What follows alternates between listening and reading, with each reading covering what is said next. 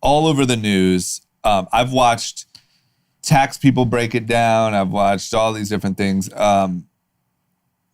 What's going on here? I mean, this guy's just a master at losses. He's just got a shit ton of losses. Yeah, what's happening? That's really what it is. Like, I don't know if it was 10, 12, whatever year it was. He had $900 million of real estate losses. Okay. And he's just been carrying forward those losses for the last fucking 15 Because didn't years. Obama put something into place where you can carry forward those back losses? I mean, this is pre-Obama. This is we're talking. I thought there was an Obama change that happened that he benefited from you could. I'm sure. I think this makes rich people love him even more. They're like, he figured out the tax code better than I did. I don't think it's just rich people. I actually don't think I think there are some rich people. Like, I think they're privately calling their accountant the next day. Like, what have we been doing? Look what Donald's doing. Yeah, but here's the problem. What people don't understand is if he is using his $900 million carry forward losses for the last decade, that means he's not made more than $900 million in the last 10 years. Not even close, probably. Or not claimed it, right? I mean, isn't there some trickery that could happen there? I have a feeling this guy doesn't make money. I agree with that. Yeah, I know. We know that. I think everyone knows that. I think that's why he's been a joke in the New York socialite circle forever, because everyone knows he's not that rich. When I'm saying not that rich, I'm saying relative to a Bloomberg. Yeah. That's why agitated Bloomberg, who's worth $50 billion, like this broke idiot is talking like. For sure.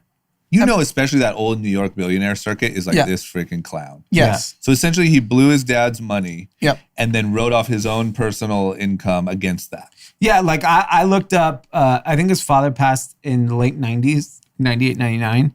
Let's assume he inherited $500 million. Yep.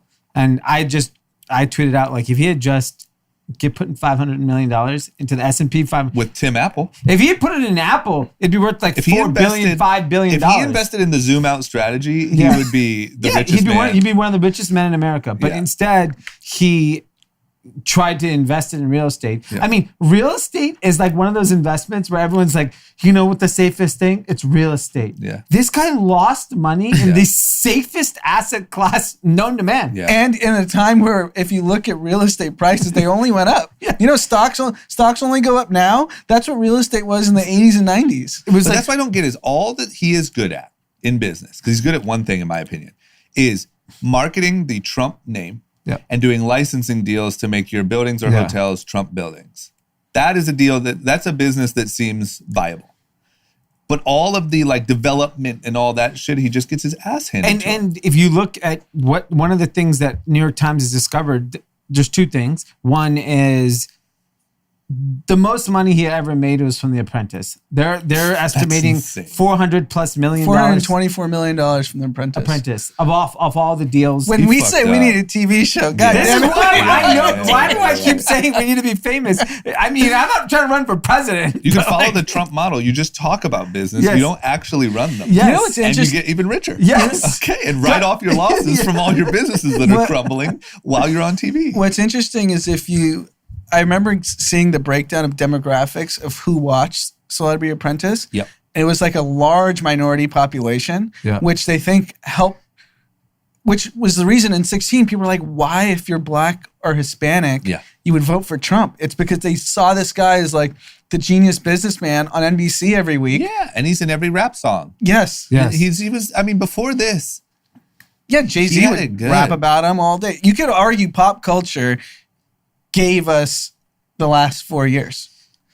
Yeah, I would almost argue that because pop culture normalized and the rap name. music. Yes. Gave us the last 4 years. Yeah, and so Mark Burnett. Remember Portnoy in the interview? He said, "I've been in like 736." He named it exactly. Yeah, like 7 songs. He named it to the number. And he knows because this is unfortunately your lower income, uneducated people across all races, colors, demographics are so easily manipulated. I mean, he was co-signed by Russell Simmons, Shaquille O'Neal, Jay-Z. There's photos with all of them. Yes. The Trump thing was, the Apprentice thing is one thing. He made all that money. His $900 million loss that he's been carrying forward for years.